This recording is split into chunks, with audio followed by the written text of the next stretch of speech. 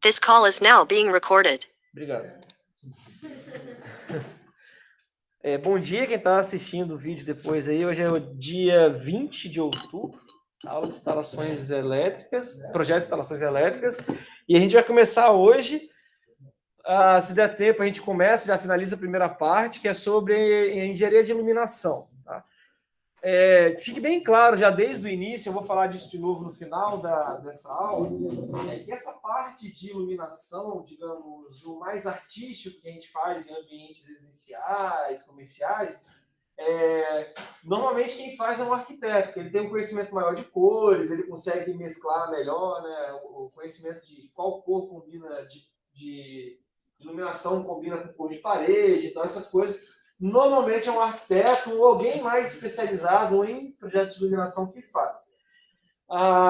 Um projeto de iluminação básico, para determinar a quantidade de potência luminosa que a gente tem que ter por ambiente e posicionamento de luminárias, apesar da gente ver aqui a teoria, eu vou mostrar um pouquinho, a gente vai fazer uns cálculos para determinar essa questão da potência luminosa, existem diversos softwares que já fazem isso, né? Então, já vou deixar avisado que no final eu vou mostrar para vocês o software que faz e recomendo que lá na frente, quando vocês tenham que calcular isso, vocês utilizem o software, porque eles vão ser, inclusive, muito mais precisos do que as contas que a gente vai fazer aqui, né, para estimar qual seria a potência luminosa. Ixi, está cortando aqui, né? É Duda né? Tá torto. Não, Ele tá cortando sozinho ali, né? Eu acho que é da própria... talvez da resolução da tela aqui, ó.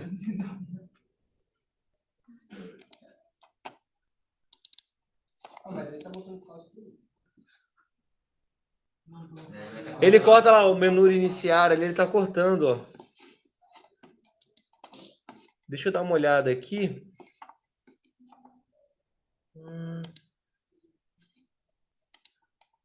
Vou mudar um pouquinho a resolução aqui para ver se melhora.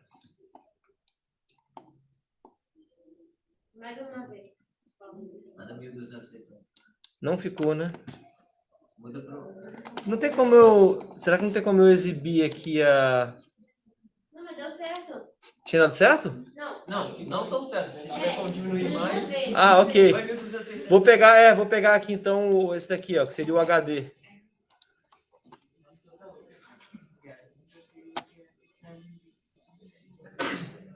Deu não? Quase menos um pouco.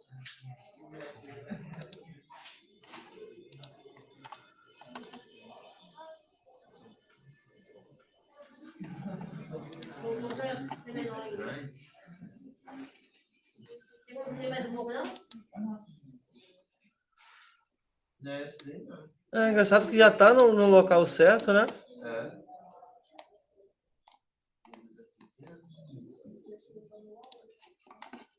Tenta o Windows P. O Windows P?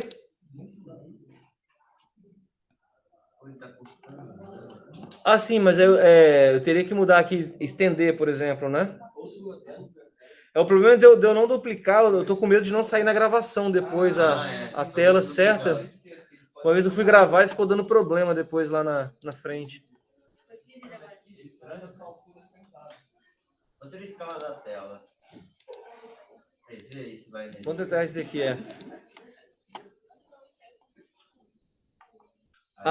show de bola. Mantei a escala. Vou até aumentar a resolução aqui, vamos ver se ele vai manter ali. Beleza. Ok. Retomando aqui então. Agora sim, show de bola. Valeu, galera. Bom, então fazendo uma breve introdução aqui. A primeira lâmpada foi, na verdade, descoberta por esse Sir, não sei falar esse nome aqui, alguma coisa dele, por volta do ano lá de 1802. Ele usou lá cerca de 2.000 células para gerar um arco de luz entre dois bastões de carvão. Algo bem semelhante a uma pilha bem grande. Então ele iluminava através do arco, não necessariamente do aquecimento de filamento, como fez Thomas Edison lá em 1879. Então, a diferença é que Thomas Edison ele produziu uma lâmpada que tinha potência de comercialização, né? Ou seja, não era algo tão absurdo para para abrir um arco lá para poder fazer iluminação. É por isso que ele ficou tão famoso lá pela invenção da lâmpada, que inclusive, né, tinha um formato, até hoje, né, são produzidas lâmpadas com um formato bem similar ao que foi inventado. Estou um pouco fascinado por esse tipo de invenção. Você vê que é algo bem simples, né, e que perdurou aí de 1879 até o começo dos anos 2000, era o principal tipo de iluminação que a gente tinha aqui no nosso país, por exemplo. Então, 130, 140 anos depois que o cara, né, teve aquela ideia, a gente utiliza algo ainda muito similar ao que ele tinha lá no começo. Essa lâmpada, então, ela tinha um filamento de carvão, não era mais um filamento de carvão, era tungstênio, nas lâmpadas incandescentes mais modernas. Daqui a pouco eu vou comentar que a gente, inclusive, nem usa ela mais aqui no Brasil, né, devido ao alto consumo de energia e baixa eficiência luminosa, com um bulbo de vidro, e ali no caso dele colocava o vácuo, porque como o negócio esquenta para ficar incandescente, por isso que o nome é incandescente, né, você não pode deixar ela pegar fogo, e aí você quer colocar ou o vácuo, ou no caso das lâmpadas atuais, um gás inerte, né, que não vai possibilitar que tenha chama ali dentro, né? E, para a gente ter uma ideia, no nosso país, né, esse é um dado do ano passado, né, a gente tem cerca de 17% da energia consumida sendo direcionada para a iluminação. Então, iluminação é um gasto energético muito grande quando a gente pensa em matriz energética nacional. Na nossa casa, nem tanto, né, porque a gente tem cargas que se sobressaem em termos de potência muito em relação à iluminação. Um chuveiro ligado 1 hora por dia vai dar a sua carga luminosa lá por alguns dias, em termos de consumo de energia, né? Mas quando a gente pensa em termos de governo, além das indústrias, a iluminação pública é uma grande, entre aspas, vilã do consumo de energia, porque se a gente pegar um poste que tem uma lâmpada de 400 watts, por exemplo, né, quantos postes tem na sua rua, quantas ruas tem no seu bairro, quantos bairros tem na sua cidade, quantas cidades tem no país, né? Então a gente tem um gasto de energia enorme para fazer iluminação pública. Só que ela é muito importante, né, por segurança, segurança de assalto, né, por exemplo, né, por segurança de tráfego também, né, para você não cair num buraco se estiver a pé de bicicleta, de carro, por exemplo. Então, a iluminação pública é muito importante, né, mas a gente gasta muita energia para manter a iluminação pública funcionando. Em praça, por exemplo, já usa aquelas plaquinhas, né, em cima daquela de iluminação, mas acho que a potência é baixa também, né? Plaquinha? Placa solar, eles colocam placa solar. Ah, ok. Mas aí Ela ela não... tipo assim, ela vai estar ajudando a aumentar a geração durante o dia, mas não necessariamente ela está gerando energia que vai ser utilizada na lâmpada. Existem modelos que fazem isso, mas aí você tem que ter a bateria. Que aí sai caro demais. E o sistema de energia solar com banco de baterias é um sistema extremamente caro e que demanda muito custo de manutenção futura, que a bateria vai ter uma durabilidade muito menor do que o sistema como um todo, né? Esses sistemas solares eles se limitam normalmente a instalações isoladas, tipo uma casa no meio da floresta. Aí você não justifica o custo de uma linha de transmissão para alimentar uma casa. Aí faz um sistema isolado com energia eólica, energia solar, né? Pode fazer uma mini geração hidráulica, dependendo do local, né? Mas normalmente esses dois são bem utilizados. Aí lá tudo bem colocar um banco de baterias. Você acabar aí, você vai passar lá em cima? Posso passar? Obrigada. Beleza. Bom, aí vão ter alguns pontos fundamentais, né, num projeto de iluminação. Primeiro, o chamado nível de iluminamento, tá? Que ele tem que ser suficiente para cada atividade específica. Quando a gente fala numa casa, a norma não determina esses níveis para uma casa. Você meio que pode escolher, pode se basear na norma para algumas tarefas que ela coloca lá e escolher o que você quer para sua casa. Como, por exemplo, eu vou ter um quarto que vai ser um escritório, uma sala de estudo. Eu posso ir lá na norma procurar qual que é o iluminamento mínimo, para uma escola, por exemplo, e aí eu copio. Eu quero esse iluminamento desse quarto meu aqui. Tá? Mas a norma ela não abrange quartos ou ambientes residenciais. Ela foi construída para a gente ter o iluminamento mínimo para ambientes comerciais e industriais, porque ela vai estar diretamente relacionado com as normas regulamentadoras que diz lá em relação ao conforto visual, né? Ou seja, o Ministério do Trabalho ele pode chegar aqui, por exemplo, né, e fazer uma fiscalização da escola e verificar que a iluminação nas mesas que os alunos estão estudando, ela é menor do que o mínimo exigido pela norma. Ou seja, ele vai estar forçando as vistas, ele vai ter um problema de vista cansada no futuro, né? Isso em qualquer local de trabalho, né? Então, dependendo da atividade, a gente vai ter um nível de iluminamento diferente. Quem trabalha no torno, por exemplo, um torno de precisão, um médico numa sala de cirurgia, é diferente de uma sala de aula, que é diferente de um pátio, onde o cara simplesmente faz manobra de caminhão, por exemplo. Né? Então, isso é o que quer dizer ali, é a primeira parte, né, que é o nível de iluminamento. A gente vai ver o que significa cada um desses nomes, tá? No decorrer da nossa aula. A distribuição espacial da luz sobre o ambiente. Então, aqui na sala, por exemplo, tem 3 colunas, digamos assim, de 3 luminárias, e cada luminária é composta por 2 lâmpadas. A gente tem uma luminária que tem um fundo reflexivo e ela tem umas aletas difusoras para diminuir a visão direta do seu olho com a luz, causando ofuscamento, né? Porque é importante que quando você está olhando para o quadro, se a lâmpada fosse um pouco mais para baixo, se não tivesse as aletinhas, você ia ter incidência de luz diretamente nos seus olhos, o que também dá problema de vista cansada, atrapalha você visualizar o quadro.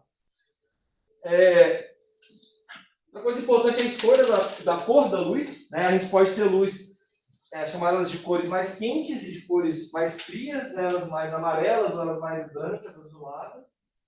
Cada uma delas tem uma função, digamos, psicológica diferente, né? E é verdade, se você está num ambiente que é frio, as cores amarelas elas trazem uma sensação de conforto maior. Em ambientes quentes ou limpos, a cor branca e a cor azul traz uma sensação de maior limpeza, digamos assim, ou de mais frescor. Então é normal você ir num local, numa montanha, por exemplo, e você tem um chalé com luz amarela, né? Para a gente é como se fosse um fogo, digamos assim, dá um conforto térmico para esses lugares mais frios, né? E um lugar tipo hospital, onde você tem que estar tudo muito limpo, ou aqui na escola, por exemplo, é comum utilizar lâmpadas de cor mais branca. Mas isso é só um fator psicológico? Assim, a cor vai influenciar também no tipo de atividade quando ela distorce a cor que você está enxergando. Então isso também vai ser importante, por exemplo, eu vou comentar melhor sobre isso, mas se dependendo do que eu quero iluminar, se falta um espectro de cor na luz que eu estou emitindo naquele objeto, a cor que eu vou enxergar é diferente do que a cor que eu enxergo quando eu coloco aquele objeto no sol, por exemplo. Aí sim, isso vai ser importante. Você pensa, por exemplo, uma empresa de granito, por exemplo. O granito, você tem lá um granito que vai custar R$50 no metro quadrado, e você tem granito que vai custar R$8.000 no metro quadrado. E aí a cor vai estar muito influenciada por isso, além do tamanho de grão, né, tem outros detalhes. E aí pensa, você chegar no local e você não conseguir identificar um granito de 50 com um granito de 5.000, porque falta uma cor no seu espectro da luz que ela está emitindo. Né? Então ali vai ter uma importância assim, física mesmo, né? Não é psicológica, ele vai estar atrapalhando mesmo o entendimento do negócio. A escolha apropriada dos aparelhos de iluminação, que eu estava comentando, né? De ter essa letazinha difusora, né? De não permitir que você olhe diretamente para a luz, ou dela ser focada, por exemplo. Um torno, por exemplo, mecânico lá, às vezes eu não preciso iluminar todo o ambiente, mas eu tenho que ter um foco no torno. Aí eu posso fazer 2 iluminações, iluminação geral no ambiente e no próprio torno instalar uma luminária focada no local de trabalho do torneiro. Que aí ele vai conseguir visualizar com maior precisão as coisas que ele tem que fazer no trabalho dele. O tipo das paredes e pisos, já que a gente não faz sempre uma iluminação direcionada, a iluminação ela vai ser refletida na parede e nos pisos. Então, dependendo da cor de parede e piso, a reflexão pode ser, essa luz ela pode ser mais absorvida ou mais refletida pelas paredes. Né? O branco, a gente enxerga branco porque ele reflete todas as cores, e a cor preta, né, se for um negro absoluto, digamos assim, é porque ele absorve todos os espectros de cor visível. É por isso que a camisa preta embaixo do sol vai esquentar mais do que a branca. Né, a luz está transportando energia, se você absorve ali aquela energia, você vai ganhar mais temperatura, né? vai, vai ficar mais quente do que quando você tem uma cor branca refletindo aquela luz. Vamos lá. Opa, beleza? Só para dar inveja, né? Aí, iluminação de acesso, a gente nunca pode esquecer. Por exemplo, estou fazendo um projeto de iluminação para um galpão. Mas tem que fazer também para o estacionamento, para o corredor que vai chegar até aquele galpão, ou se é um caminho externo, né, uma trilha, ou uma estradinha, né, de pessoas, também tem que fazer iluminação do acesso. Então, são pontos fundamentais do projeto de iluminação. E aí vão ter alguns pré-requisitos que o projetista precisa de conhecer para ele poder fazer um projeto adequado. Ele precisa de ter as plantas da arquitetura da construção detalhado. Por que detalhado? Porque como viga pode atrapalhar, por exemplo, pode fazer sombra numa luz. Né? Se você tem algum equipamento que ele vai ficar suspenso, também pode causar sombra. Então, você tem que ter uma planta detalhada para você fazer o projeto de iluminação. O tipo de teto, por exemplo, aqui é um teto, é um forro. Né? Posso ter que fazer aqui, nesse caso, uma luminária embutida. Né? Ou ela vai ser uma luminária de sobrepor, aquela que é instalada por fora. Né? Então, o teto está muito alto, vamos colocar um galpão mesmo. O galpão tem 7 metros de pé direito, do piso até o teto dele. Se na hora de colocar uma lâmpada e colocar ela lá em cima, né, devido a essa distância, você vai ter, com certeza, nos cálculos, você vai encontrar uma lâmpada de potência muito grande para conseguir lá do altão iluminar o piso. Né? Ou você vai ter que colocar uma quantidade de luminárias muito maior. Então, o que você faz? Pendura ela. Normal, quando você vai num galpão, quadra, né? Você vê lá aqueles pendentes, tipo vergalhão, né? Pendurada a luminária lá mais baixo do local onde você vai iluminar. Né? Porque fica muito mais barato você pendurar as luminárias, utilizar uma quantidade menor, de potência menor, do que você colocar uma quantidade absurda lá em cima. Eu tinha comentado a disposição de vigas, tirantes de aço, sustentação, existência de ponte rolante. Né? Ponte rolante, todo mundo sabe o que é? Quando você tem um galpão, por exemplo.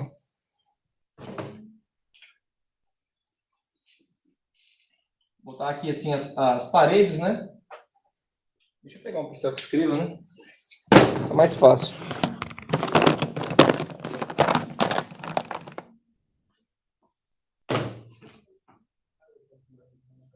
Já pensaram como é que tira aquelas pedras de 30 toneladas de cima do caminhão?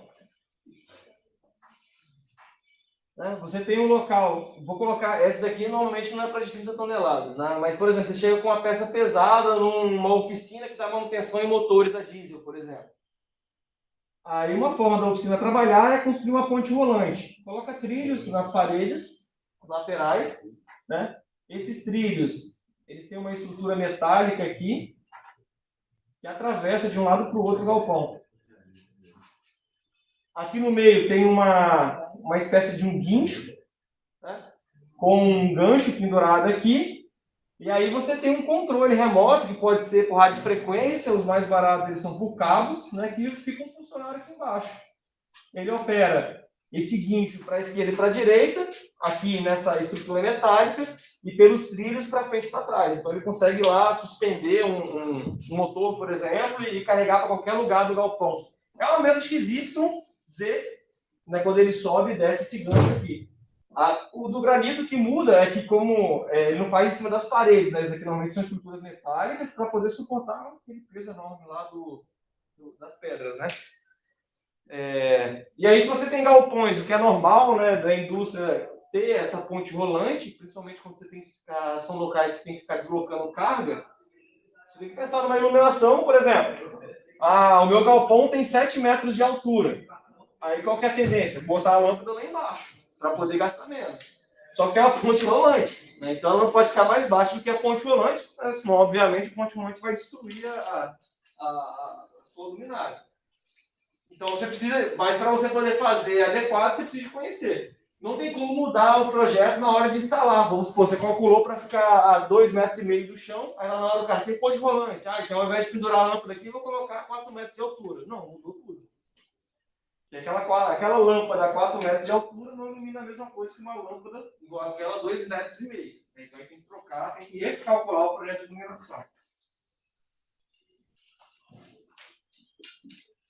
Aí o que eu já havia comentado também é a necessidade de complementar a iluminação em pontos específicos ou na própria estrutura da máquina, como no exemplo do torno que eu estava citando lá, né, de você fazer essa iluminação. Ou até mesmo em casa, quando você faz uma iluminação um pouco mais fraca, mas você tem lá uma bancadinha de estudo, você compra uma luminária daquelas que você bota em cima da bancada para iluminar o caderno, o teclado.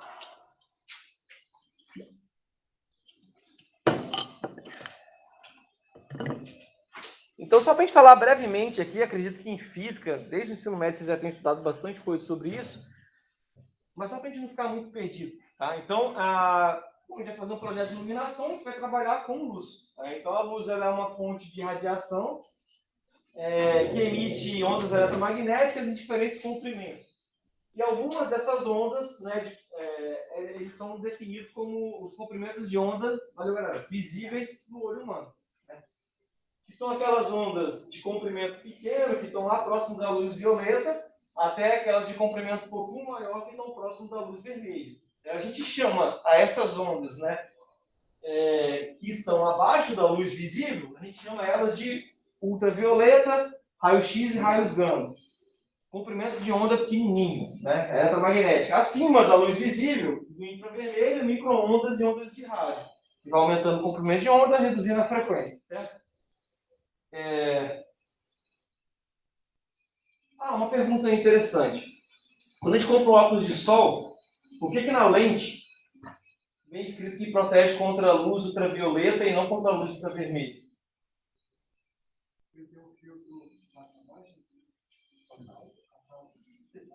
Olha o comprimento de onda. Se protege com comprimento de onda ultravioleta, Protege tudo.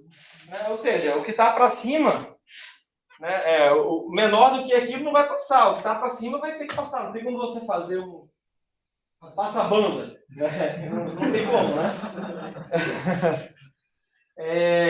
E outra coisa, por que é ruim você comprar um óculos de má qualidade?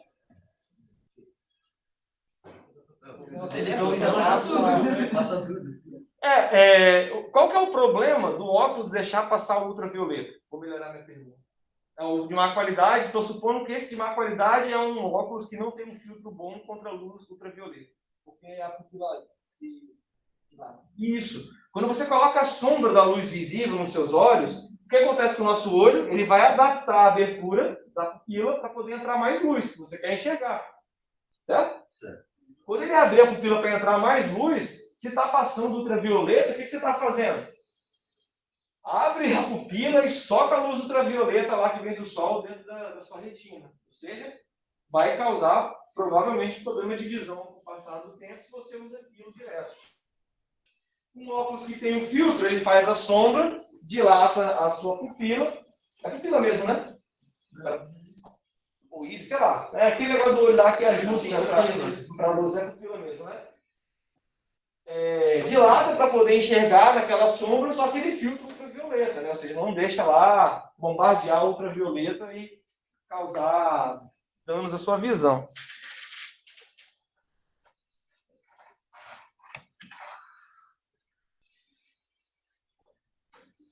Aí, de maneira geral, a luz ultravioleta, aquilo que eu estava comentando lá no começo de sensação, né?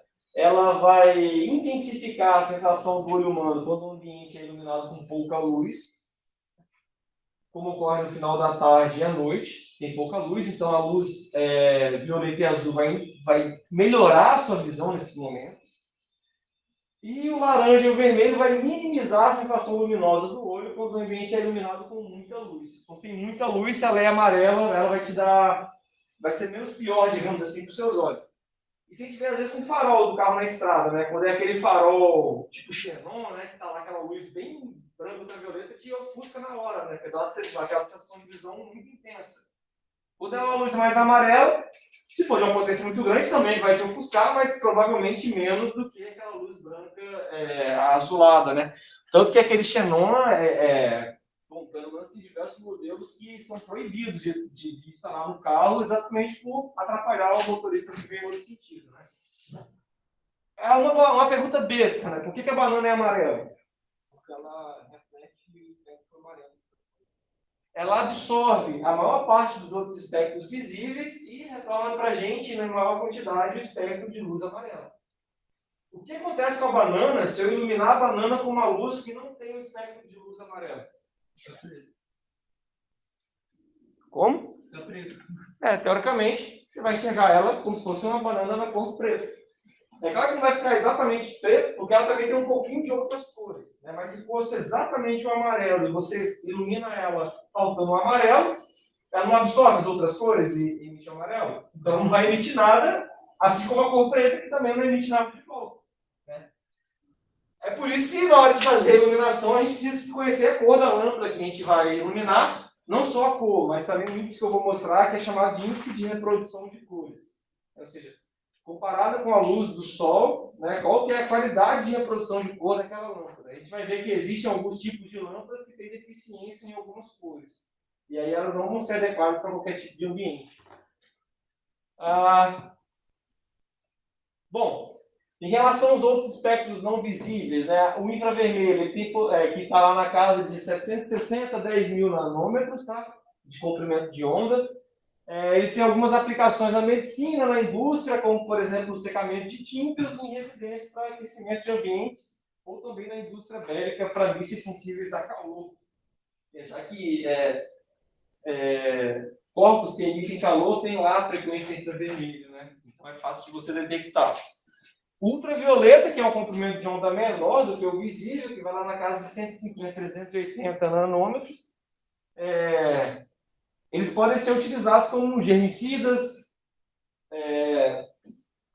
água de piscina, já viram que tem um negocinho que bota lá, que fica uma luz ultravioleta na bomba, que bombeia, né, para ajudar então, a tirar os germes. Sistema de segurança para identificação de marcas, né, papel, moeda, dinheiro mesmo, né, que tem uma luzinha ultravioleta, uma marca que a Casa da Moeda faz, que você consegue verificar na luz ultravioleta para saber se aquela nota, por exemplo, é uma nota verdadeira ou falsa. E na visualização de ambientes, né, também em fotografia e outras aplicações, né, ou seja, elas são úteis, mas não para a gente estar fazendo uma iluminação de um ambiente. Tá? Bom, então, mais específico das cores. A maior parte das ondas eletromagnéticas produzidas pelo Sol encontra-se no intervalo de radiação infravermelho, então cerca de 50% da luz que vem, elas são ondas, na caso do infravermelho, e os outros 50%, 40% luz visível, 10% radiação ultravioleta. Então, o que a gente enxerga, né, a energia vem daqueles 40% ali da luz visível. Quando o corpo é iluminado, parte da luz é absorvida e parte é refletida, e a cor que a gente observa é exatamente a parcela daquela cor que é refletida, como a banana, né, que nós citamos agora há pouco. Que ali, né, está explicado ali embaixo. Então, só de curiosidade, né, ele tem o espectro, a gente pode ter o espectro descontínuo em alguns tipos de luz, né, como, por exemplo, esse que está sendo mostrado aqui. A gente tem uma potência maior para algumas cores do que para outras. E isso daqui vai influenciar diretamente na cor que a gente vai observar. É por isso que alguns sites que vendem produtos, né, que a cor dá um valor agregado, eles até comentam embaixo assim, né, a cor pode ser observada diferente em computadores diferentes do nosso, porque você tira uma foto, a mesma foto que eu vejo, né, com um azul, por exemplo, nesse computador aqui, pode estar aparecendo diferente no DataShow, pode aparecer diferente no meu celular. Porque vai depender da fonte que está emitindo aquilo dali, da qualidade dela, ou da qualidade da luz que está sendo utilizada para iluminar também. Bom, então em termos de classificação das cores, a gente chama de cor fria aquelas cores que são azul, verde, violeta, né? Tende para essas cores, são cores frias, e cores quentes, aquelas que são pro lado do amarelo, laranja e vermelho. Só voltando a imagem aqui. Azul, verde, violeta, está aqui na esquerda, cores frias. Amarelo, vermelho e laranja, está aqui na direita, cores quentes. Você tinha falado das cores influenciarem, tipo, a cor refletida influenciar na que você vê, né? Tipo, questão de monitor, pode ser mais tendencioso para uma cor ou outra. Esse é um problema que muito artista passa por aí, porque, tipo assim, você vai fazer uma arte, no seu momento uma arte digital, por exemplo, você vai fazer uma arte com tinta, qualquer coisa assim, e a luz ambiente ou a luz do seu monitor é mais tendenciosa para um lado e você enxerga de uma forma. E quando você vai entregar de verdade o projeto final, tá diferente. Tá diferente. Isso aconteceu até mesmo esses dias que um artista que eu acompanho foi fazer um negocinho, só que foi fazendo um monitor diferente. Aí as cores estavam totalmente erradas. Aí quando ela foi perceber, putz, preciso trocar. É porque ninguém, quando tá desenhando, você vai muito pelo feeling dos seus olhos. Você não vai ficar procurando o número de cor. Assim, eu vou usar um amarelo, eu não sei os números das cores, tá? Mas vamos por 7 e 8A. Aí o cara não vai ter. A gente não consegue gravar, quer dizer, não uma pessoa mais comum, né, não consegue gravar essas cores na cabeça. Talvez você que seja publicitário, que usa muito uma ou outra cor. A área de design. Aí talvez você já tenha tipo assim, eu gosto do azul e é essa cor, tem esse código de cor, o vermelho tem esse código de cor, aí sim, né? Agora um artista, que normalmente ele é mais sentimental, digamos assim, menos mecânico, né? Ele não vai ficar procurando números, né? Ele vai no sentimento do que ele está vendo ali na hora para poder fazer o desenho, aí pode ter esse problema assim, né? Ele está olhando para uma tela e está esculpindo, fazendo um desenho ali, e depois você olhar no outro e falar, caraca, tá?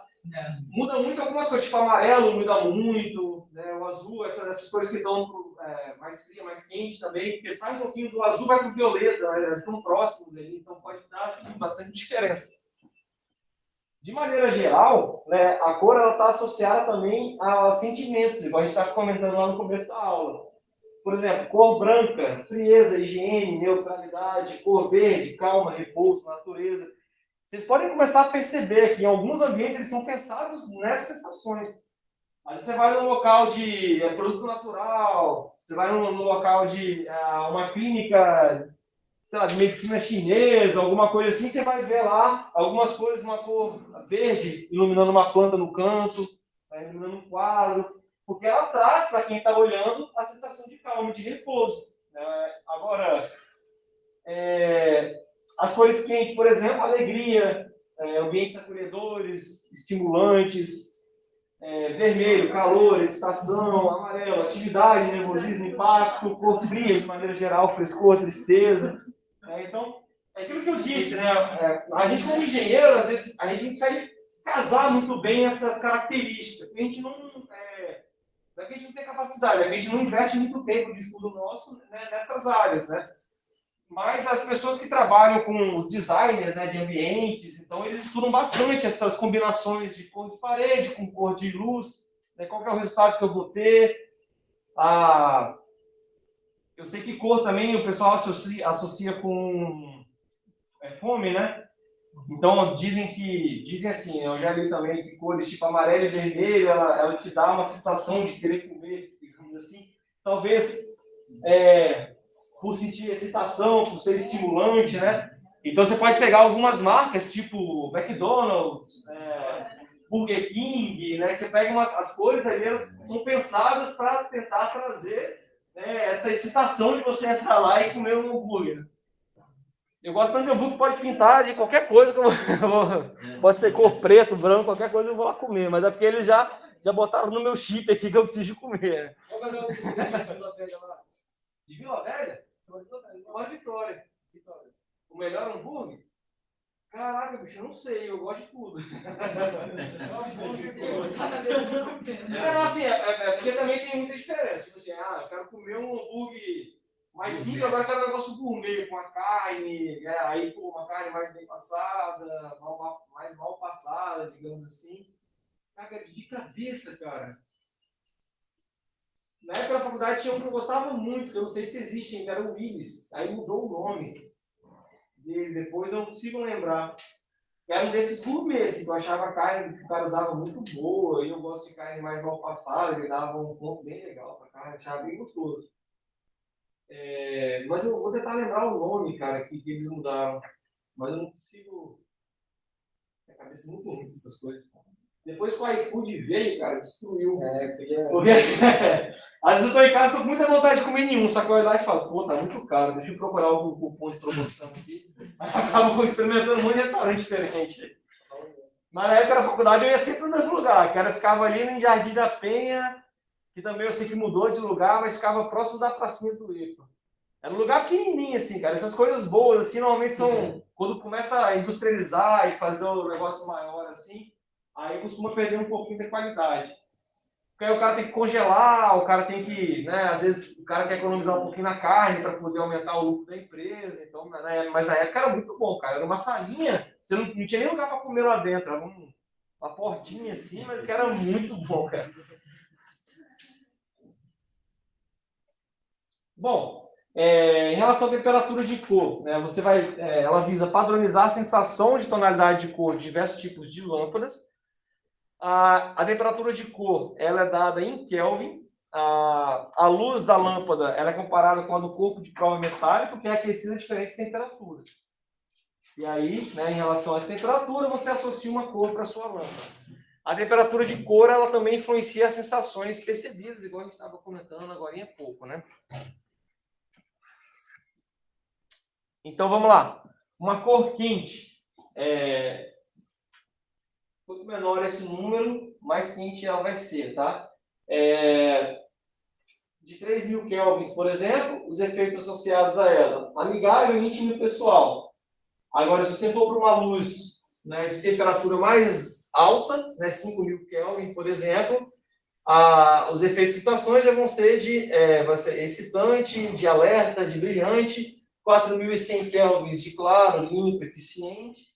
Então, aqui na escola, por exemplo, é ideal que a gente fique entre essas duas aqui, né? Ou mais próximo da lâmpada fria, né? Que ela tem mais a ver com o tipo de ambiente que a gente quer proporcionar aqui na escola. Então, tá até aqui, inclusive, né? Tem até uma recomendação aqui de ambientes, né? Se quente, né, onde a gente usa em residência, salas de estar, quarto, bar, restaurante, monstruário de mercadorias.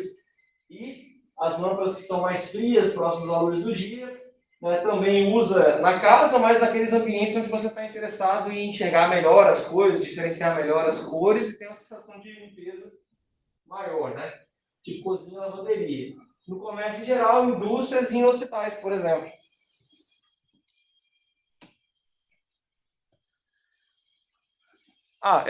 O que eu estou falando aqui, né, a temperatura de cor, são agora termos que a gente usa no projeto de iluminação e que são importantes, fazem diferença no projeto. Um outro termo muito importante que a gente vai precisar, né, do conhecimento dele para buscar coisas na norma é chamado de IRC, que é o Índice de Reprodução de Cores.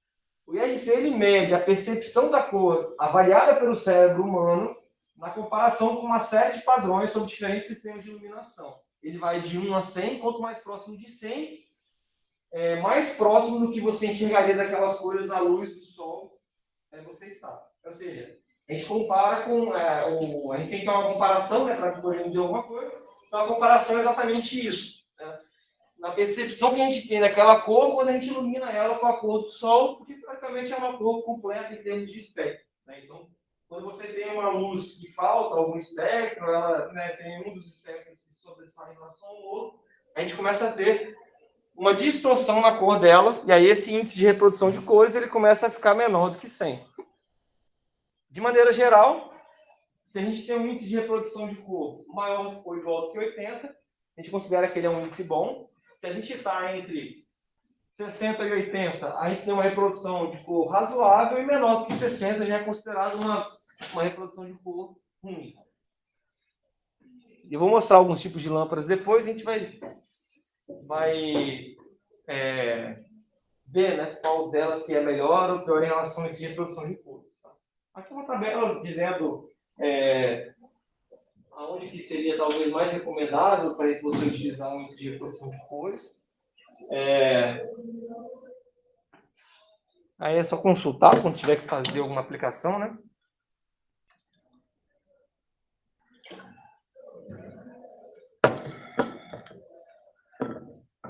Aí vamos lá.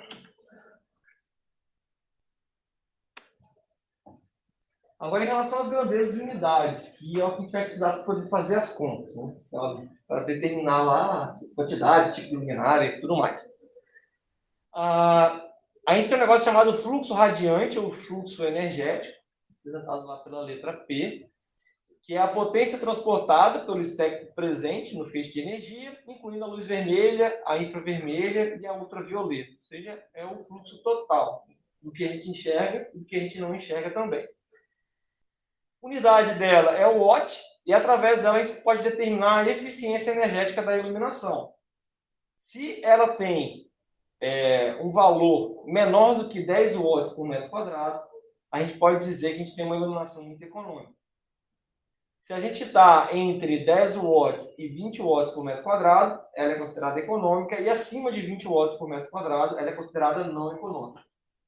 É por isso que é tão vantajoso a gente pegar uma lâmpada de 100 watts incandescente, por exemplo, e substituir por uma lâmpada LED de 15 watts que ilumina a mesma coisa do que uma lâmpada de 100. A gente vai melhorar a eficiência energética, né? O watts que eu vou consumir elétricos por metro quadrado.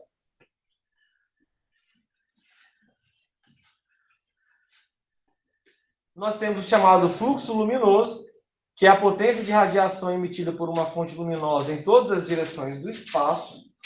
A sua unidade é o lumen, e pode ser definido como potência de radiação emitida por uma determinada fonte de luz que é avaliada pelo olho humano.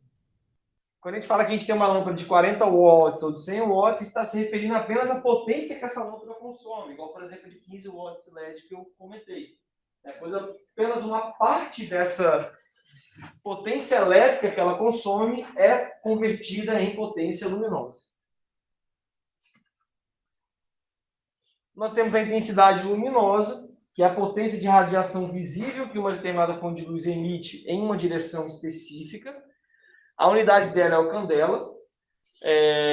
Na prática, pode-se observar que as fontes de luz não emitem um fluxo luminoso uniformemente em todas as direções. Quando você pega uma luz, por exemplo, aqui são dois cortes, um corte horizontal da lâmpada e um corte vertical da lâmpada. A gente vai ter, por exemplo, desse tipo de lâmpada aqui, no corte horizontal, ela é bem simétrica, né? Ela emite lá para todas as direções igualmente. Mas no corte vertical, a gente vai ter uma intensidade muito maior para baixo do que para a direita ou para cima. Uma lâmpada incandescente, por exemplo, ela não ilumina em cima do receptáculo dela, né? Ela vai iluminar para baixo e para os lados. Então a gente tem essa diferença, né? E aí vão existir essas curvas, então, chamadas curvas de distribuição luminosa, que vão caracterizar as luminárias dos diversos fabricantes. Aí a gente vai para a iluminância ou iluminamento, que a gente usa a letrinha E, tá? É o limite da razão do fluxo luminoso recebido pela superfície, em torno de um ponto considerável, para a superfície quando o área tende para zero. Então, na prática, é isso daqui, fluxo luminoso por área, tá? Que a gente chama de lumens. Então, ela é expressa em lumens, que corresponde ao fluxo luminoso incidente numa determinada superfície por unidade de área. Se a gente aplicar a uma superfície plana de 1 metro quadrado, uma iluminação perpendicular para uma fonte de luz, cujo fluxo luminoso é de 1 lumen, isso vai dar o 1 lux. A gente vai comprar lá, a gente tem as lâmpadas de diversos lux, né?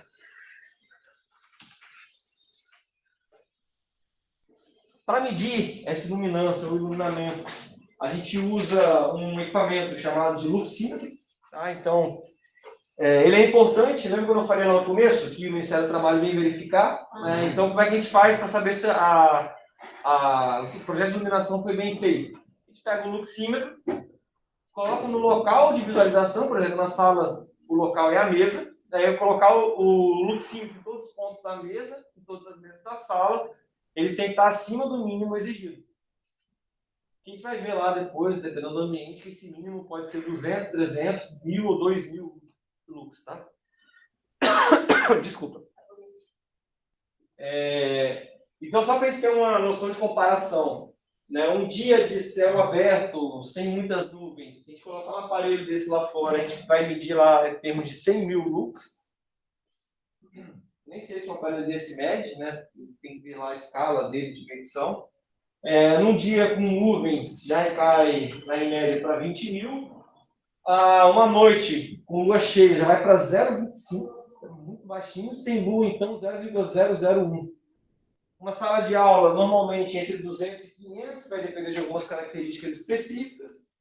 E nas ruas, de 2 a 20 lux, por exemplo, né, só para garantir que as pessoas consigam, principalmente, identificar buraco, né, presença ou não de alguma pessoa ou objeto. Assaltante, né? Saber se é hora de correr, né? Aí nós temos a luminância, que é entendida como uma medida da sensação de claridade provocada por uma fonte de luz ou superfície iluminada e que é avaliada pelo nosso cérebro. Através dela, a gente percebe as nuances entre claro e escuro. Né? Então, a percepção nossa, né, está claro e escuro. E ela pode ser determinada por essa equação aí, que é a intensidade luminosa sobre a área vezes o cosseno do ângulo entre a vertical, que está iluminando o ambiente, e a ortogonal em direção ao fluxo luminoso que você está recebendo. Isso daí. Então, a gente tem a intensidade luminosa emitida pela lâmpada, o fluxo luminoso, a iluminância lá na superfície que você está iluminando e é refletido pelo nosso olho. A gente tem a sensação lá que é a luminância do que a gente está iluminando, que a gente está enxergando ali naquele local. O conceito, né, que a gente já comentou sobre eficiência luminosa e rendimento, que é a relação entre o fluxo luminoso emitido por uma fonte luminosa e a potência que é consumida por ela.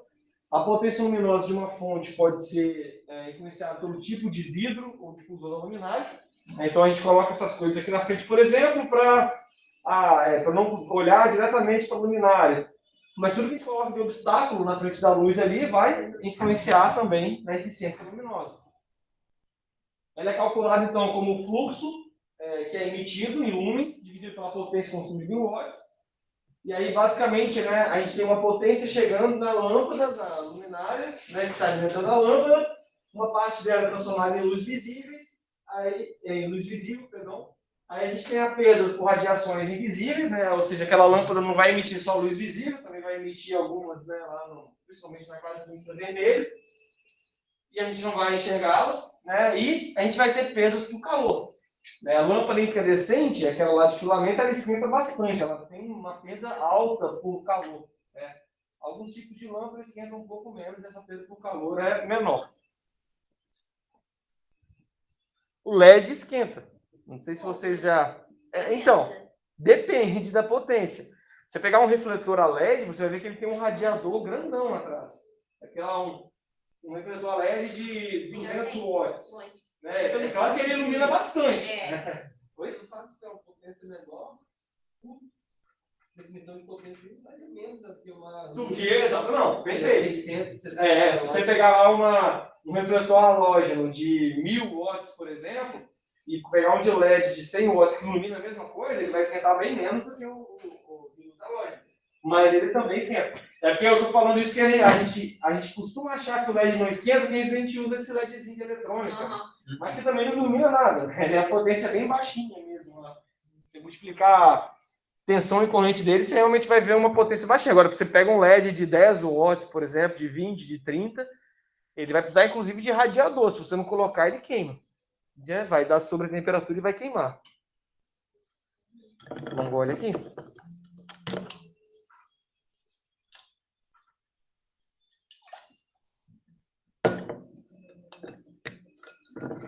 Bom, então em relação às lâmpadas, a gente faz uma classificação dela baseada em processo de emissão e também em desempenho. Em relação ao processo de emissão, a gente separa as lâmpadas em incandescentes, lâmpadas de descarga e lâmpadas a LED. E em relação ao seu desempenho, a gente classifica elas enquanto a sua vida útil, ao rendimento luminoso e ao índice de reprodução de cores, aquele RC que a gente viu agora há pouco. Se você colocar, por exemplo, um refletor de LED no quarto, de 30. No quarto? Isso, no quarto. Pode afetar alguma coisa na sua visão? Sim, o excesso de luz que entra nos seus olhos, ele também é danoso. Ah, tá. É como se você tivesse saísse num dia de sol bem iluminado assim, e tentasse olhar para o sol, né? Ou seja, ela não transporta energia, né? Então você vai receber muita energia ali também é ruim.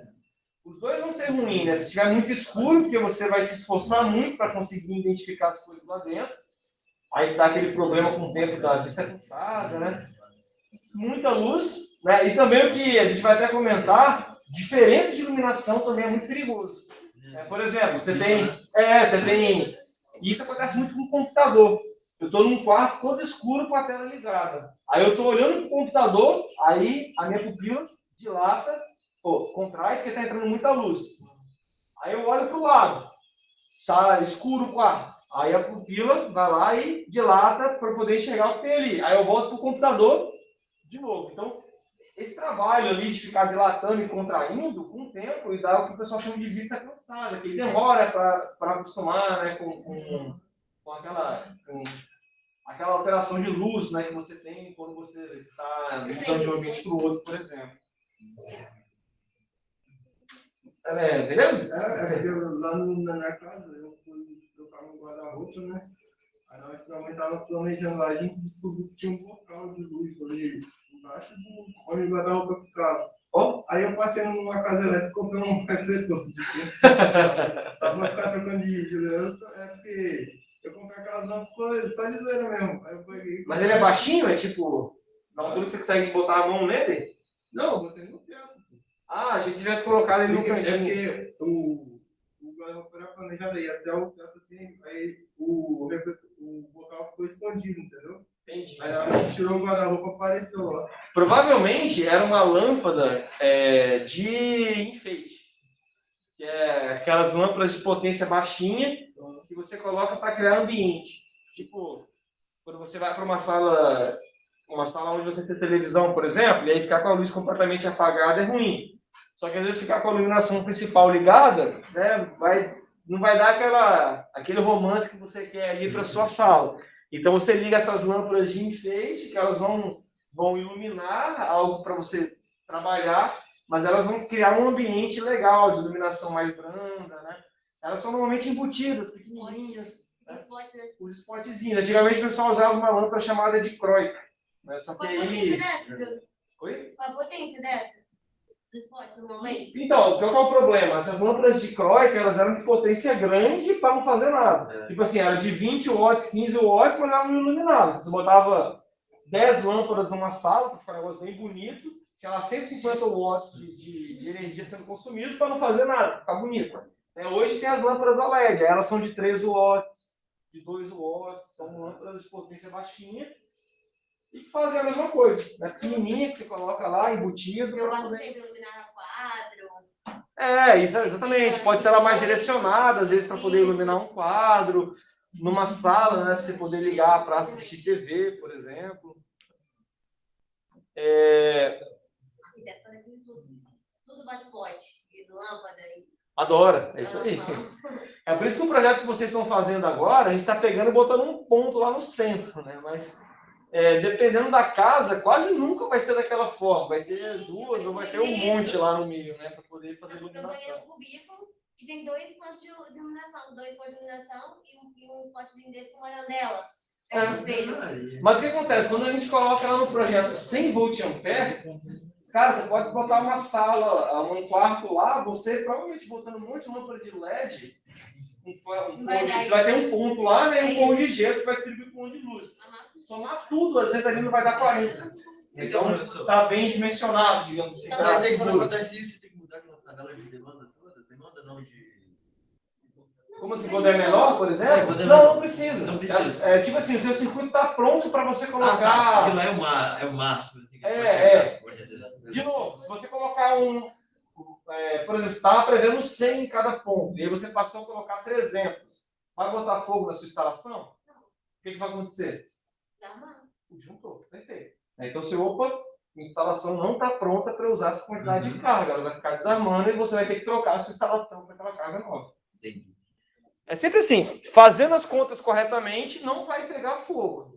Mesmo que você tente, o seu circuito de proteção ele vai funcionar. Você duvidando da luz, não? Não. Se eu botar, Aquela história do avião, né, do professor lá. se eu botar várias lâmpadas em pontos diferentes, mas que tomado de menos que o sem VA tá de boa, Tá de boa. Ou você já pode fazer no seu próprio projeto. Porque o que acontece? pode botar menos no projeto? Pode. Tipo assim, Pode. certinho? Pode. Você pode reduzir lá para lâmpadas a LED e colocar. O que acontece? Iluminação de residência, porque isso é muito pequena. E como eu não recomendo você ter um único circuito para a casa inteira, cara, você pode botar lá 2 circuitos, seria o equivalente, vamos colocar assim, se for na média 100 VA por ponto, você vai ter 24 pontos de luz na casa. Você não tem 24 cômodos numa casa. Então, assim, é bem provável que não vai fazer muita diferença, digamos assim, você reduzir a potência de um ponto para poder colocar. O que vale a pena é você já fazer o projeto de iluminação e criar os pontos de luz no seu projeto. Porque provavelmente, quando você colocar esse monte de lâmpadas, você não vai acionar só com um único interruptor todo mundo ao mesmo tempo. Então você vai ter lá um interruptor com 2 seções, por exemplo, uma para ligar esses spotzinhos e o outro para poder ligar a iluminação principal. Isso. Ou você vai dividir ainda os spots em outros 2 interruptores. Então isso aí vale a pena você fazer, se você tiver esse conhecimento, né, do que você quer colocar ali num projeto. A experiência é prática, né? Eu não tenho esse conhecimento de designer para fazer iluminação. Então é bem provável que se eu tentar chutar algumas coisas no projeto, pode ficar um negócio feio depois. Principalmente se eu não conheço o ambiente que eu vou iluminar. Tipo, é uma sala, vou colocar 3 lâmpadas de spot aqui, uma principal aqui, tá, mas eu não sei onde vai ficar o sofá, não sei onde vai ficar a TV, entendeu? É mais fácil botar o esporte depois que é tudo planejado, assim. Isso, Já vai exatamente. ficar canto, vai ficar quadro. Agora, por exemplo, alguém me contratou para fazer um projeto elétrico, que vai ter um arquiteto que vai estar fazendo arquitetônico. O arquiteto você pode me entregar, inclusive, as lâmpadas prontas. Vai iluminar aqui assim. Aí se eu, beleza, com essas lâmpadas aí, eu jogo no meu projeto elétrico, agora eu faço o meu projeto já partindo do ponto da onde eu sei que vão ficar os pontos de luz. Os pontos certinhos. Isso, exatamente. Eu saco isso, fica quebrando gesso pra mudar o spot do lugar que dá errado. Meu quarto fez isso, porque ele colocou o spot justamente pra ficar condicionado. Aí ele teve que tirar tudo, quebrar o Pois gesso. aí não faz. Tipo assim, é gasto. Faz uma bagunça do caramba mexer com gesso, quando tem que cortar, quando tem que furar, fazer qualquer coisa. Então, normalmente não é uma coisa boa, não. O que o Luiz perguntou pra você? Não comigo, não. Renan, Com o Bruno. Eu pedi Pedi mais mais coisa com o Bruno. Se ele não estiver lá, você pode deixar comigo que é tranquilo depois.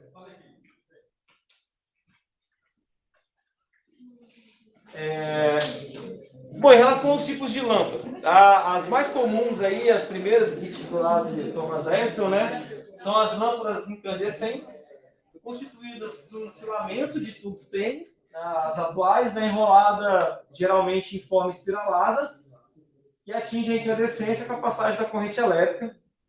E aí possui ali também um bulbo de vidro transparente para fazer o suporte de filamentos lá em cima. E é coberto por um vidro, né, transparente, pode ser também translúcido ou opaco. E ali dentro tem um gás quimicamente inerte que vai evitar a oxidação do filamento tungstênio que ele pega isso. É dessa daqui, né? Não, essa é a lâmpada incandescente, aquela comum. Não, eu sei, quando aquele fogo, o gás que tem ali dentro, né? Deixa ele inerte, mas não é tóxico não, né? Não, mas aí não.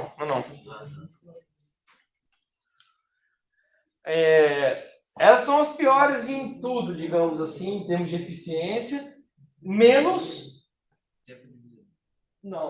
índice de produção de cor. Elas são as lâmpadas que têm o melhor índice de produção de cor. Só que a gente não usa mais ela, por quê? A vida útil é muito pequena. tá fechado lá. Não, beleza, eu deixo lá para ele. Valeu, Renan. A vida útil delas é muito pequena, de 600 a 1000 horas. Como assim muito pequena? Vamos pensar na sala de aula de uma escola, que é feito tudo com lâmpada incandescente? Pega o IFES, que tem aula de 7 horas da manhã até as 10 da noite. Vamos supor que a lâmpada ficou acesa o dia inteiro. De 7 da manhã às 10 da noite, vão dar aí 12, 13, 14, 15 horas, certo?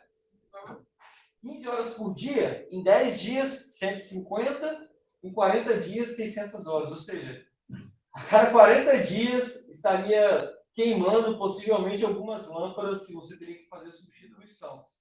Cara, é um trabalho, né, chato, ficar trocando lâmpada, e é caro, né? Gera lixo, né? A gente tudo é caro. E além disso, é só uma lâmpada com eficiência média de 15 lúmenes por hora. A gente vai ver que não é uma eficiência muito boa. Então, essa lâmpada, o que acontece? No Brasil, as fábricas suspenderam a fabricação dessa lâmpada. Porque o governo não recomenda, porque o governo tem que projetar uma matriz energética e sua ampliação. Né? A partir do momento que a gente costuma gastar muita energia para iluminar, sendo que a gente tem uma possibilidade de iluminar a mesma coisa consumindo menos, né? Então o governo vai desincentivar esse tipo de equipamento. Características importantes dela. A vida útil depende da atenção de alimentação, de maneira que, para cada 10% de sobreatenção, a vida útil cai em 50%. É fácil ter sobreatenção numa residência? Se não for projetado, Quando é que eu tenho um problema clássico de sobreatenção? É mais fácil do que vocês estão imaginando. Quando está perto da... Quando está perto do transformador da sua rua. As ruas elas têm um transformador que transforma lá da linha primária, da alta tensão, para baixa tensão. Certo? Então vamos colocar aqui, ó, a casa da Ana. Tem lá um transformadorzão bonitão, ó. Ia estar aqui a casinha da Ana aqui. E ela mora em frente ao transformador. Só que esse mesmo transformador alimenta outras 40 casas na mesma rua. Tensão bem mais alta, né? Um pouquinho mais alta. O que acontece? O cara que regula o transformador, ele tem que garantir que a última casa da rua, que é onde a gente vai ter a maior queda de tensão, tem uma tensão maior do que o mínimo permitido, né, que eu não vou lembrar agora de cabeça, mas eu acho que está em torno dos 7%, 127%. Ou seja, máximo de queda de tensão, e que a Ana esteja dentro do máximo de sobretensão, que eu acho que é 5%. Tá? Aí o cara vai lá, e como é que ele ajusta isso? Por que a EDP precisa saber a potência das casas, ela estimar bem e fazer o equilíbrio entre as fases dela? Porque ela tem que calcular qual que é a saída do transformador que ela vai botar ali e vai garantir isso. É baseado na impedância do cabo que vai para a casa da Ana, dos cabos que tem lá na rede secundária e de cada cabo que vai para cada uma das casas. Então isso é tudo calculado, por isso que quando alguém... Você não pode simplesmente fazer uma alteração do seu porte de energia, digamos assim, por sua conta. Você tem que comunicar a EDP e ela vai lá fazer a troca para você. E tudo isso é calculado e ela pode, inclusive, ter que vir aqui nesse transformador. Ele tem os chamados TAPs ajustáveis, o cara pode ir lá e ajustar a tensão de saída dele manualmente para poder, né, se adequar melhor àquela nova situação. Dito isso, a Ana foi lá e colocou aqui na casa dela, em 1998, um monte de lâmpada incandescente. A Ana mora numa cidade, ela era de Minas Gerais. Aí o que acontecia todo dezembro? Todo mundo vinha para Guarapari passar as férias. A faixa inteirada. O que acontecia com as casas da rua da Ana? A Ana não vinha. A Ana, essas férias, ela escolheu ficar em casa. Só que todas as outras casas, a galera parou de consumir. Se não tem corrente elétrica passando, não tem queda de tensão. O que acontece com a tensão aqui? Aumenta. De madrugada, onde as pessoas consomem pouco, é onde você vai ter a maior tensão na sua casa, porque é onde você tem a menor queda. Quem está mais próximo do transformador, provavelmente vai sentir o maior pico de tensão, né, o maior valor que a tensão atinge. E aí, no caso desse tipo de lâmpada, era comum a gente ter uma redução drástica da sua vida útil devido a esse valor de sobretensão. Era transformado hoje em dia nesse controle. Tipo automático, lembra? Cara, não sei. Pode ser que exista, Eric, mas eu acho que esses que a EDP usa, eles são todos manuais mesmo. O cara tem que ir lá e fazer o ajuste no TAP dele lá mesmo e regular a tensão de saída.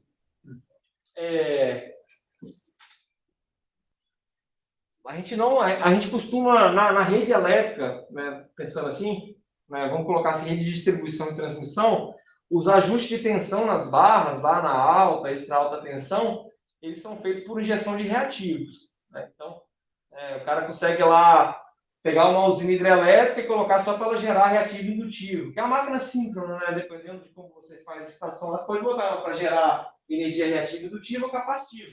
Pode funcionar como capacitor, pode funcionar como indutor, como motor, então a máquina síncrona é uma beleza para isso aí. Aí lá eles controlam essas tensões fazendo isso, né? Mas na rua eu acho que eles não conseguem fazer esse tipo de coisa, né? Ou talvez seja muito caro para fazer, não justifique.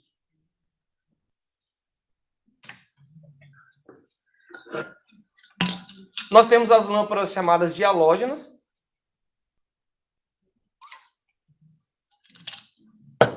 Que é um tipo especial de lâmpada incandescente, onde a gente adiciona um gás halógeno. Normalmente é o iodo ou o bromo lá dentro, que dá uma eficiência um pouco maior para essa lâmpada. Também não é muito mais eficiente que as lâmpadas incandescentes comuns.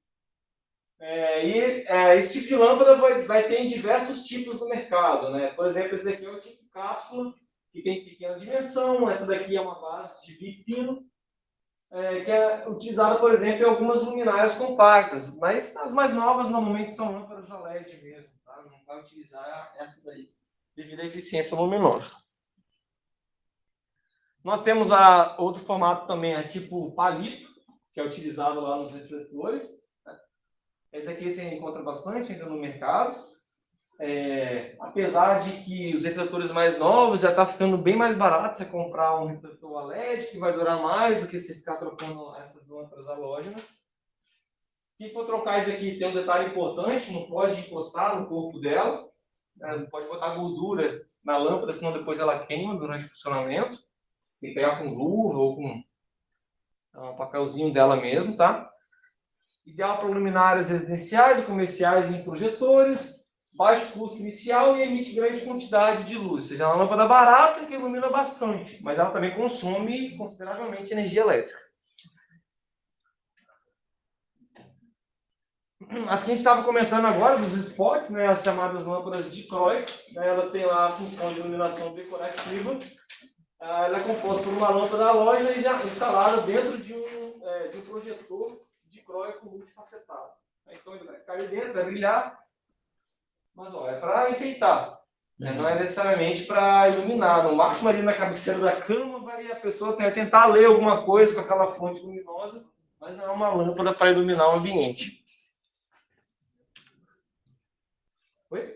Professor, eu coloquei aquela lâmpada lá, acho que tem lá no apartamento que eu moro, né? A dicróica, né? Sim, aí tá ruim já. Algumas. Aí precisa trocar. Você sabe onde é que arranja? Cara, sim, material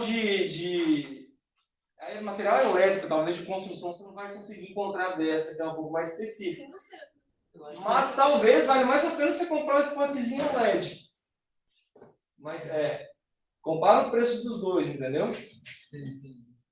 Para trocar, normalmente ela é com pressão, não sei se você já chegou alguma delas, né? Então se você puxar ali que ela vai vir, só vai com calma, porque dependendo da qualidade do gesso, vem um pedaço do gesso junto com a lâmpada. E essas lâmpadazinhas, esses potes de lâmpada LED, né, a diferença é que essa daqui, né, ela normalmente vem um soquetezinho, você desencaixa e troca, não precisa de tirar necessariamente a parte fixa dela no gesso, tá? Vai tirar, às vezes, um vidrinho, alguma coisa assim, sacar e trocar a lâmpada.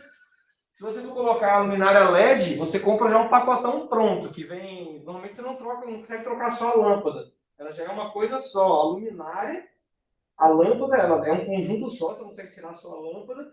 E ela precisa de um reator, porque o LED ele funciona na tensão menor do que a tensão da rede e também a tensão contínua, não alternada.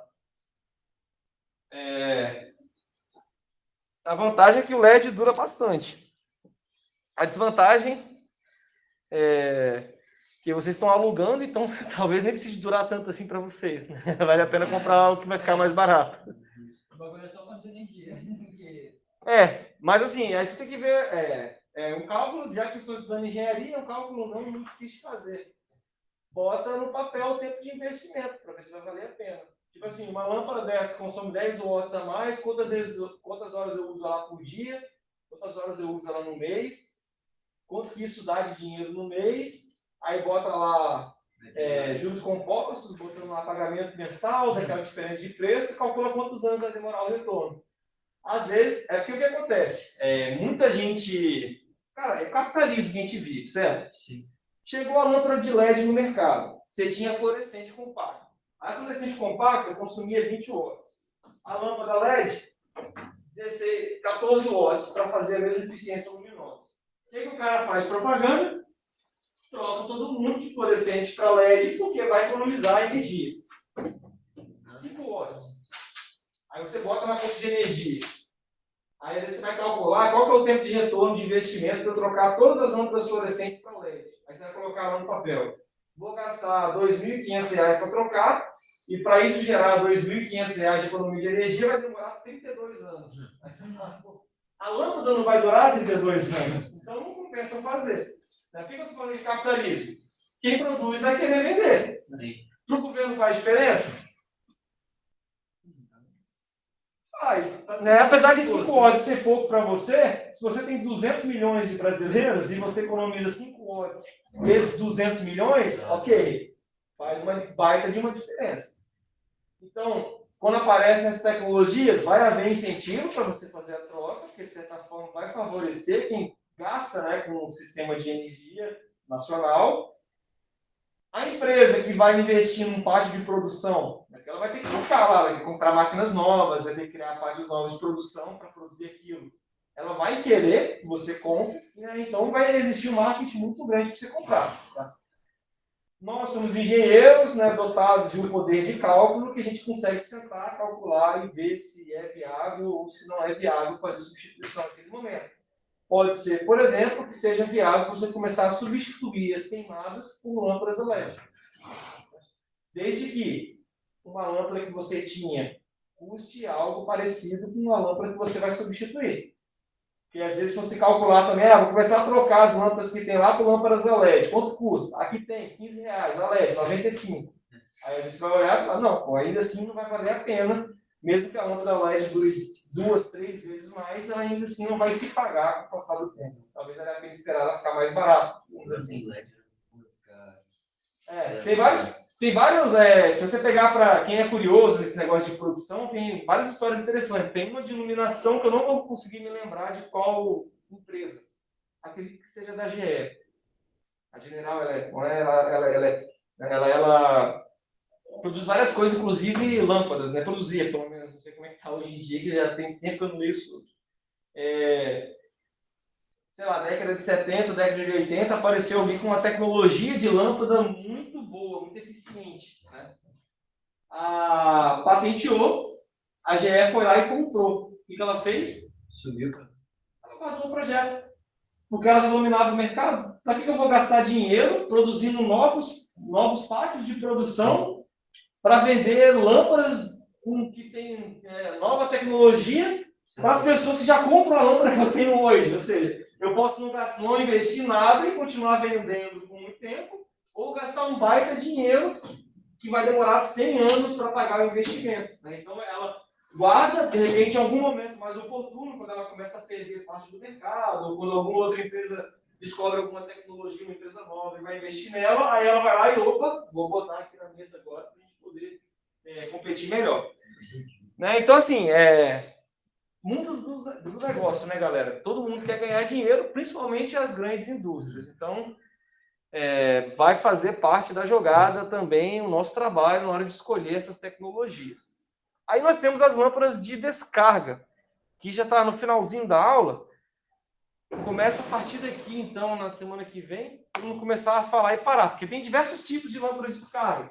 A fluorescente, lâmpada mista, aí a fluorescente, que é mais utilizada no ambiente residencial, aí os outros tipos de lâmpadas de descarga que são mais utilizados no ambiente industrial e comercial, que é a lâmpada mista, que não precisa de reator, e dali para baixo todas as outras lâmpadas não funcionam somente com a lâmpada, vai precisar do reator e algumas num negócio chamado ignitor, que são lâmpadas de vapor de mercúrio, multivapor metálico, vapor de sódio, que pode ser de alta pressão e de baixa pressão. Pessoal, obrigadão pela participação. Então, quarta que vem, não esqueçam, calçado fechado, para a gente fazer as primeiras aulas no laboratório de instalações e aí depois a gente continua falando sobre iluminação aqui nas duas últimas aulas, beleza? Valeu, gente!